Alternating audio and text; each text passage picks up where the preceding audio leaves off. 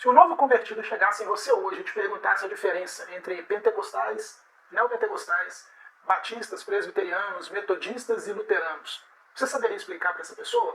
Embora todas essas tradições elas sejam genuinamente cristãs, elas creem na Trindade, Deus Pai, Filho e Espírito Santo, elas creem na Bíblia como a palavra de Deus, elas participam, por exemplo, do batismo, elas têm como sacramento, né, o batismo e a Santa Ceia, mas embora elas tenham tudo isso em comum, nas coisas secundárias, ou seja, naquelas coisas que não são essenciais, existe muita diversidade na forma com que essas tradições elas interpretam algumas passagens na palavra de Deus. A lei e os profetas profetizaram até João, disse Jesus, até João Batista.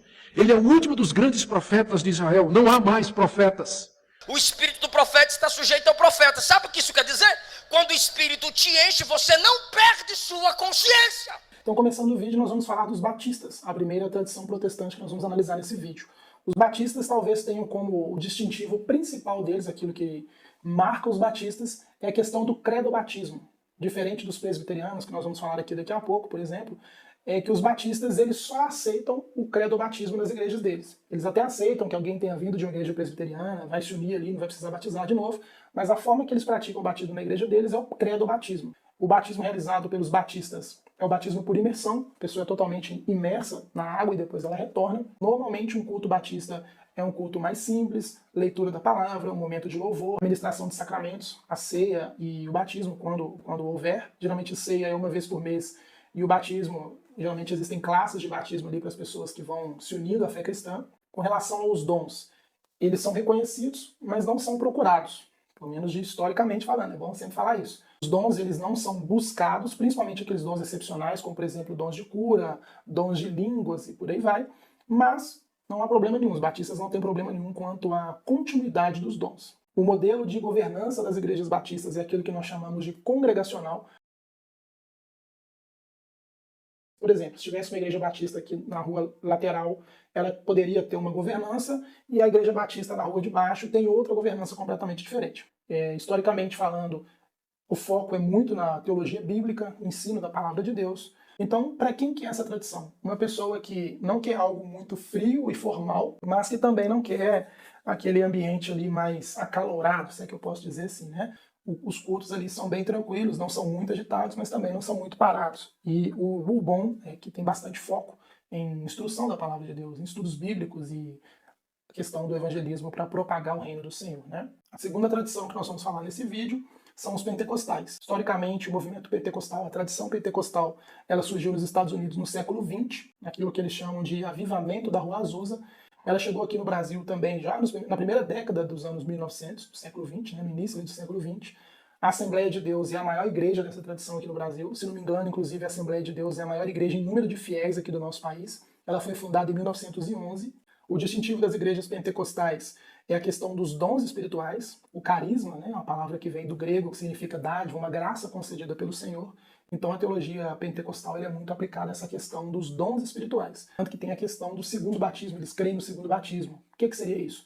A pessoa creu no Senhor, ela passa por aquele batismo nas águas, mas à medida que ela vai crescendo na fé, ela vai buscando a santificação, chega um determinado momento que o Espírito Santo vem e batiza ela com poder. Normalmente, esse tipo de batismo ele é visto em igreja pentecostal por meio da imposição de mãos ali, um líder da igreja, alguém mais maduro na fé, vem, põe as mãos sobre outra pessoa e batiza ela com o Espírito Santo. Então, isso é bastante visto na igreja pentecostal. A liturgia dessas igrejas, o culto dessas igrejas é bastante espontâneo. Tem muita, principalmente nas igrejas de bairro, são dadas muitas oportunidades ali para os membros, né? Normalmente o pastor da igreja vai dando oportunidades para as pessoas ali poder falar ou fazer aquilo que, segundo eles, o Espírito Santo está direcionando. O culto é voltado mais para essa questão espiritual, de busca por poder espiritual. Os louvores, eles são voltados a despertar mais sensibilidade nas pessoas, o que eles chamam de um quebrantamento maior, né? As palavras normalmente são palavras mais espontâneas também, eles creem bastante na questão da revelação do Espírito Santo para a palavra. O foco todo é mais esse, de levar as pessoas a desejar uma bênção espiritual ali, que é o batismo pelo Espírito Santo, com poder, a certificação de que alguém realmente foi batizado pelo Espírito Santo é o dom de línguas, eles creem nisso, que o dom de línguas é a marca de que alguém foi verdadeiramente batizado pelo Espírito Santo. E é isso, eles buscam muito essa questão espiritual. Também a questão da santificação. Normalmente é feito um vínculo seguinte, quanto mais você busca por santificação e mais se santifica, maiores são as chances do Espírito Santo vir te batizar.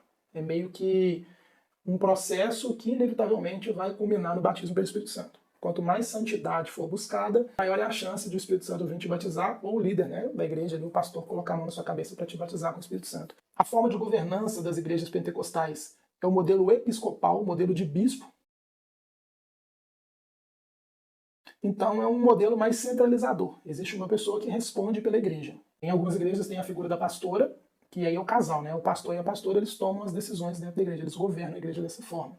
A questão da teologia, pelo menos na maioria das igrejas pentecostais, ela não é tão valorizada assim. Dentro dessas igrejas, você vai achar aquela frase fora de contexto, né, no contexto errado, que a letra mata, mas o espírito vivifica. Eles, então, a maioria deles são até aversos à questão da teologia. Eles falam que esfria o crente, ou até mesmo que desvia o crente. Para quem que é essa tradição? Para aquela pessoa que deseja vivências espirituais, busca por poder espiritual. Os cultos, eles são mais agitados, muito corinho de fogo, por exemplo. A caminho de casa, no vale de Jaboque, o anjo desceu. A batalha travada pela madrugada, o anjo e eu. Então, são cultos mais avivados, nós chamamos na teologia, né? Cultos avivados. Que as pessoas expressam a sua fé ali sem medo do que estão vendo, de quem está vendo, sem medo de estar sendo visto por alguém, sem medo de estar sendo julgado por alguém. Falando agora do modelo da tradição neopentecostal. Os neopentecostais, eles são problemáticos porque, apesar do pentecostal no final, até algumas igrejas pentecostais não aceitam esses neopentecostais como irmãos em Cristo. Por exemplo, a Universal do Reino de Deus, a Igreja Mundial da Graça, a Deus e Amor já migrou para o modelo neopentecostal. A Igreja do Evangelho Quadrangular, como eu disse aqui no vídeo também, ela já caminhou bastante, eu acho que ela já se tornou-se uma igreja neopentecostal. Por quê? Eles têm uma teologia bastante distante da palavra de Deus. Tem muita ênfase na questão de batalha espiritual, teologia da prosperidade, curas e efeitos supostamente espirituais que acontecem nos cultos, né?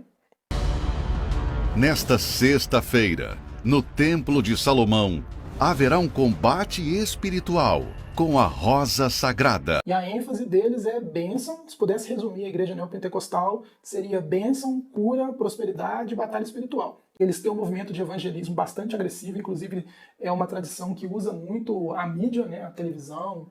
A maioria as grandes igrejas dessa tradição, eles têm canais na TV. Os cultos são completamente focados nessa questão mística, espiritual, para afirmar aquilo que eles defendem, né, que é a questão da batalha espiritual, que é a cura. Eles colocam pessoas ali para testemunhar que foram curadas, que levantaram da cadeira de roda, que tinham um problema que era incurável aos olhos da medicina, mas que Deus foi lá e curou. Conquistas, a pessoa que fez ali determinado voto, que contribuiu com a igreja com tanto valor, Deus foi lá e abriu uma porta para ela. Então os cultos são voltados para isso. Não existe estudo da palavra de Deus, até porque se houvesse essas tradições iriam perder os seus membros, né? O modelo de governança dessa igreja é episcopal também, a figura de um líder ali supremo, R.R. Soares, Edir Macedo, Agenor Duque, estão aí para não me deixar mentir, né? Então, com relação aos neopentecostais, a minha dica para você é passe longe. Se você está em alguma igreja neopentecostal, corra dela, saia daí logo, sua fé está em risco. E se você está procurando uma igreja para ir e ainda não escolheu uma, não conseguiu se adaptar a uma, visitou e não uniu em nenhuma ainda, não passe nem perto de uma igreja dessa. Agora, do outro lado da régua, da linha, né, estão os presbiterianos. Só que antes de falar dos presbiterianos, eu quero te fazer um pedido. Você está gostando do vídeo? Está sendo instrutivo para você, esse formato novo? Se inscreve aqui no canal. Ativa o sino de notificações se você ainda não fez isso. Deixa seu like porque nos ajuda demais. Deixa aqui nos comentários também falando como é que foi a sua busca por uma igreja para poder unir, para poder congregar naquela igreja. Se você passou por alguns sufocos aí no caminho, né?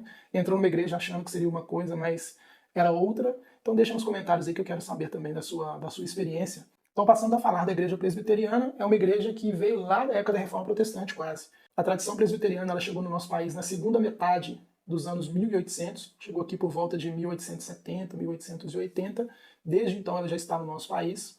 Ela é extremamente influenciada pelo lema da Reforma, os 5 solas da Reforma Protestante, que inclusive tem vídeo aqui no canal falando sobre isso.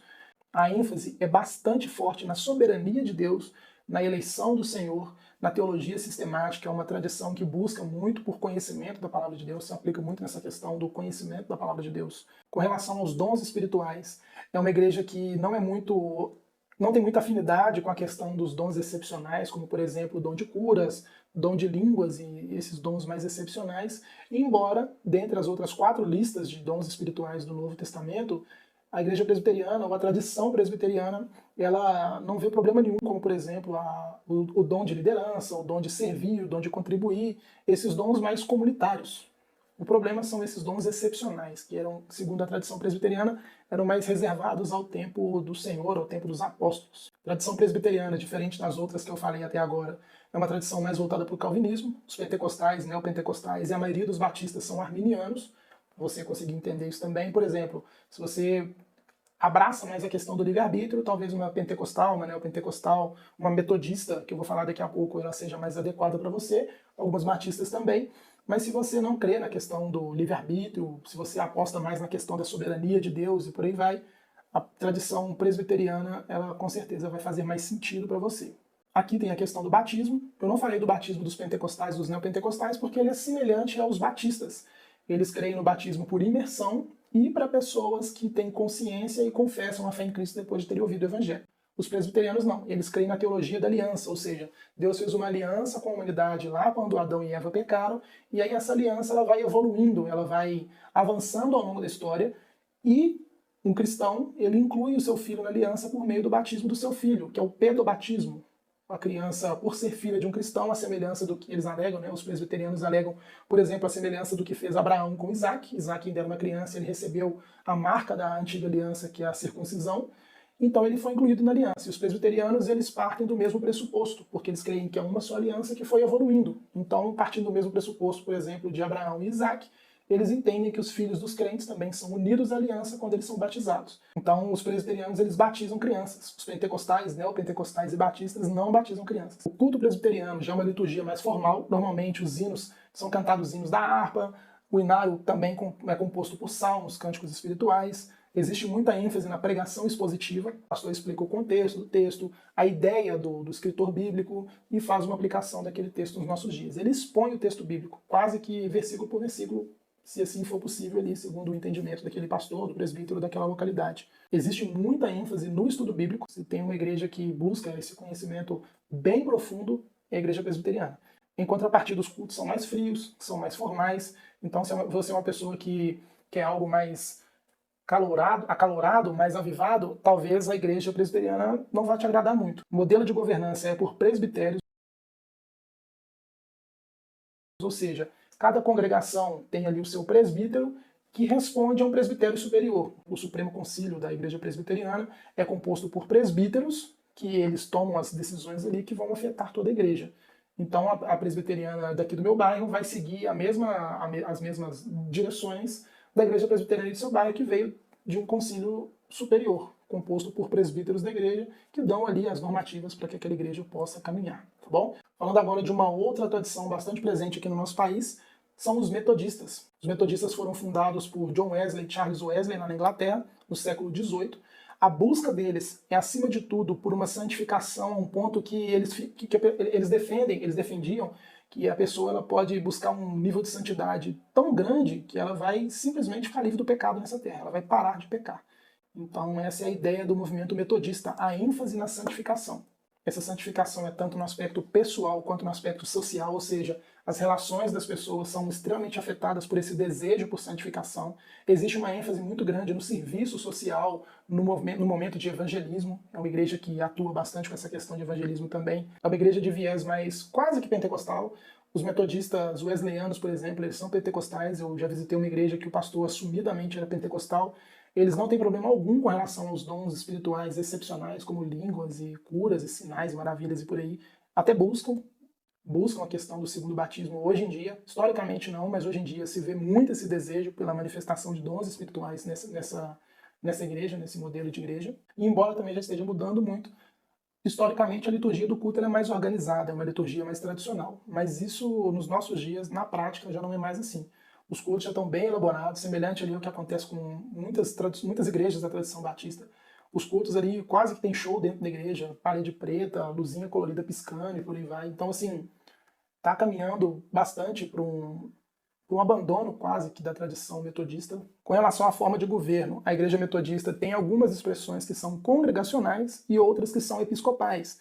Nessa igreja metodista, por exemplo, que eu visitei, era episcopal. Tinha a figura de um bispo que regia a organização daquela igreja e das demais, daquela região de igrejas.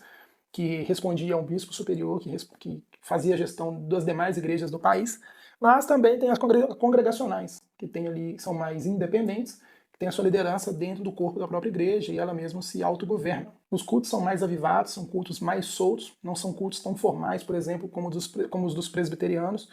A liberdade, assim, no culto, as pessoas se prostram, se quebrantam, se tiver quem fale em línguas e por aí vai. Isso vai acontecer nessa tradição da igreja. Então, assim, é uma igreja para quem está no meio termo, não quer algo tão formal como os presbiterianos, mas que também não quer algo tão avivado, assim como os pentecostais.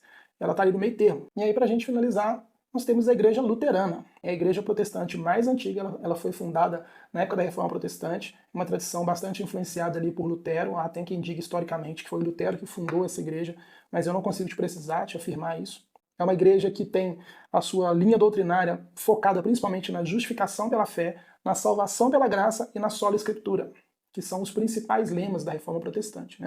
Geralmente o culto é um culto mais formal, mais apegado também a símbolos de fé, como confissões de fé, como catecismos. E os dons espirituais, eles são reconhecidos, mas também não há muita ênfase, não há quase que ênfase nenhuma, na verdade, nessa tradição. O culto é mais formal, reconhece-se sim que Deus ele pode realizar esses dons miraculosos nos nossos dias, mas isso não é procurado, não é buscado nessa tradição da igreja. Uma coisa que distingue bastante os luteranos é a questão da ceia do Senhor. Eles creem na consubstanciação, que é o corpo de Cristo se fazendo presente ali no momento da ceia do Senhor. Não chega a ser a transubstanciação, como os católicos creem, mas os luteranos eles creem nessa questão da transubstanciação. Uma igreja bastante focada nos sacramentos da igreja. Embora ela não seja tão proeminente no nosso país, é um número bastante limitado de pessoas, bastante pequeno de pessoas que congregam nessa tradição de igreja, ela é mais focada nessa questão de uma teologia mais sacramentalista. Ela é focada na questão dos sacramentos e bastante apegada nessas questões das solas da Reforma Protestante. Sola gratia, sola escritura e sola fide, tá bom? Então é uma igreja, eu não sei nem te indicar, porque eu nunca tive contato com uma, na verdade. É uma igreja que eu conheço somente nos livros de teologia, nas instruções de teologia. Nunca passei nem perto, até onde eu saiba, nunca passei nem perto. Talvez eu tenha passado e não reconheci, mas nunca passei nem perto de uma igreja luterana. Então eu não sei nem te indicar se é um lugar ideal para você ir ou não. Aí vai ter que ser na descoberta, tá bom? Se você for de uma igreja luterana e está vendo esse vídeo, deixa aqui a sua perspectiva sobre essa igreja, porque vai ser interessante. Eu não conheço e gostaria de conhecer, tá bom? Então eu chego aqui no final do vídeo. Essa é uma breve explicação sobre essas principais tradições protestantes que nós temos aqui no nosso país. Se ficou alguma dúvida, deixa aqui nos comentários que pessoalmente eu respondo todas as dúvidas aqui no canal. Por favor, compartilhe esse vídeo com mais pessoas. Tem pessoas aí que estão procurando uma igreja para congregar, mas às vezes está perdidaça e esse vídeo pode ajudar. Mais uma vez, me perdoa pelo cenário. A gente está passando por uma transição, adquiri algumas coisas para colocar aqui no cenário, mas comenta aqui se esse vídeo ficou mais dinâmico, se ficou melhor para você ver, a forma que eu estou entregando o conteúdo, se ficou melhor para você, porque isso me ajuda, tá bom? Estou criando esse canal aqui para ajudar você e também crescer na fé junto com você, mas eu preciso me comunicar melhor com você. Então tem que ser da maneira ideal para vocês que estão aí do outro lado. Deus continue abençoando a sua vida. Muito obrigado por ter assistido o vídeo até aqui. E que se assim for da vontade do Senhor, nós nos vemos nos próximos vídeos.